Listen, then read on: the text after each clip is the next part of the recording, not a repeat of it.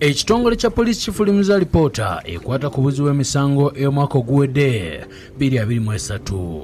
Bw'abadde atongoza lipoota eno, aduumira poliisi mu ggwanga Martin Thokoso Chola alangiridde nga bagenda okussaawo kkooti ezikwasa abaserikale empisa mu buli district eri mu Uganda. Strengthening discipline and adherence to human rights by introducing disciplinary courts in all districts across the country.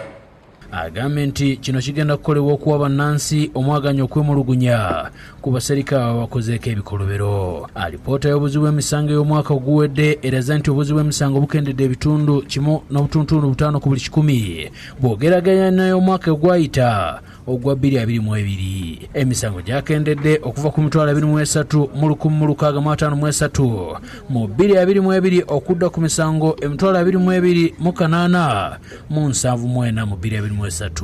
Akulira ekitongole ekinoonyereza ku buzzi bw'emisango Tom Magambo alambuludde ku buzzi bw'emisango obusinze okweyolekera mu alipoota eno. Assaults, you see we have had a decline.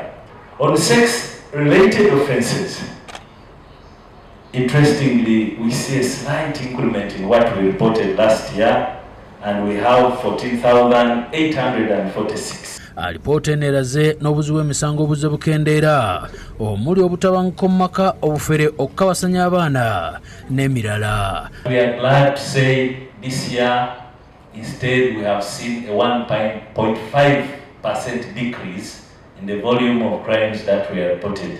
Download the app on App Store or Google Play Store now. Vision Digital Experience, the future of media.